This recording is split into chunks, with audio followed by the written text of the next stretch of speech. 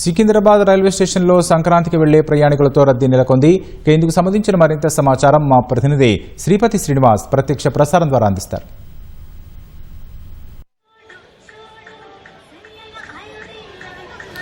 దేశంలోనే అతిపెద్ద ప్రజా రవాణా వ్యవస్థ రైల్వే. తక్కువ వ్యయంతో ఎక్కువ దూరం ప్రయాణిస్తారు కాబట్టి ఎక్కువ మంది కూడా రైళ్లనే ఆశ్రయిస్తుంటారు. దక్షిణ మధ్య రైల్వే పరిధిలో చాలా వరకు కూడా ఎక్కువ మంది ఈ సంక్రాంతి పండుగ సందర్భంగా దక్షిణ మధ్య రైల్వేనే ఆశ్రయిస్తున్నారు. ముఖ్యంగా సంక్రాంతి అంటే తెలుగు రాష్ట్రాల్లో చాలా గొప్పగా జరుపుకుంటారు.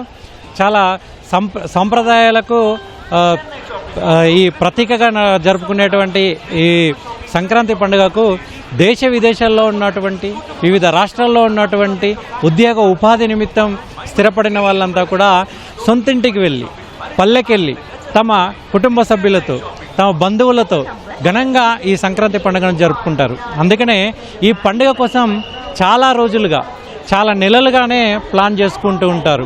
వాళ్ళంతా కూడా ఈ పండుగను ఘనంగా జరుపుకునేందుకు తమ సొంత ఇంట్లో సొంత ఊళ్ళతో సొంత వారితో జరుపుకునేందుకు భారీ ఎత్తున తరలి వస్తున్నటువంటి దృశ్యాలు అయితే మనకు కనబడుతున్నాయి. ప్రస్తుతం మనం చూస్తున్నటువంటి దృశ్యాలు అయితే సికింద్రాబాద్ రైల్వే స్టేషన్ ముందున్నటువంటి ప్రయాణికులు తమ రైళ్ల కోసం వేచి చూస్తున్నటువంటి దృశ్యాలు. ఇవి కేవలం స్టేషన్ బయట మాత్రమే. దీనికి మూడింతలు స్టేషన్ లోపల ఉన్నారు. వాళ్ళంతా కూడా తమ రైళ్ల కోసం వస్తున్నారు, వెళ్తున్నారు. అయితే దక్షిణ మధ్య రైల్వే అయితే 160కి పైగా ప్రత్యేక రైళ్లను నడిపిస్తుంది. అవన్నీ కూడా ప్రయాణికుల సౌకర్యార్థం నడిపిస్తున్నట్లు కూడా రైల్వే అధికారులు ప్రకటించారు. అయితే ముఖ్యంగా ఈ విశాఖ ఎక్స్ప్రెస్ కావచ్చు, గోదావరి ఎక్స్ప్రెస్, చెన్నై ఎక్స్ప్రెస్ ఇవన్నీ కూడా ఇటు ఏపీ వైపుకే వెళ్తున్నాయి. అవన్నీ కూడా చాంతాడంతా వెయిటింగ్ లిస్ట్ అయితే కనబడుతుంది. ముఖ్యంగా ఈరోజు అంటే 9, 10, 11, 12, 13 ఇవన్నీ కూడా చాలా రిగ్రెటింగ్ కూడా కనబడుతున్నాయి. అంటే టికెట్ చేసుకునేందుకు కూడా వీలు లేనంతగా ఈ రైళ్లలో ఈ టికెట్లన్నీ కూడా నిండిపోయినట్టుగా ఇక్కడ ఉన్నటువంటి ప్రయాణికులంతా చెప్తున్నారు. ఇక జనరల్ బోగీలు అయితే వేలాడుతూ వెళ్లాల్సినటువంటి పరిస్థితులు ఉన్నాయని కూడా చెప్తున్నారు. అదనపు బోగీలు ఉన్నటువంటి రైళ్లకు, సాధారణంగా నడిపేటువంటి రైళ్లకు అంటే ఒక్క సికింద్రాబాద్ రైల్వే స్టేషన్ నుంచే 150కి పైగా సాధారణ రైళ్లు నడుస్తుంటాయి.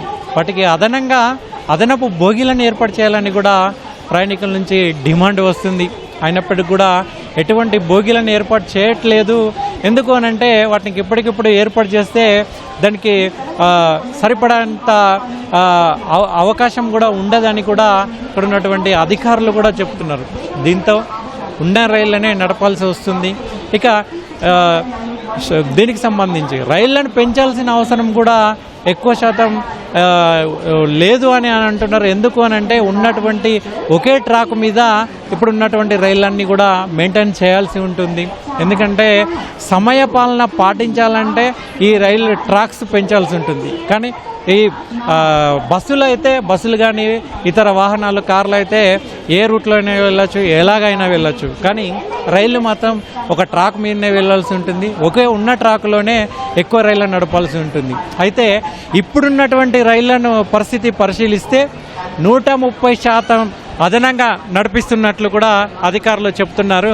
అయితే ప్రయాణికులకు అనుగుణంగా అదనపు రైళ్లను కూడా నడిపించాలని ఇక్కడ ఉన్న ప్రయాణికులు అయితే డిమాండ్ వస్తుంది. ఇక్కడ తాజా పరిస్థితులు ఓవర్ టు యు.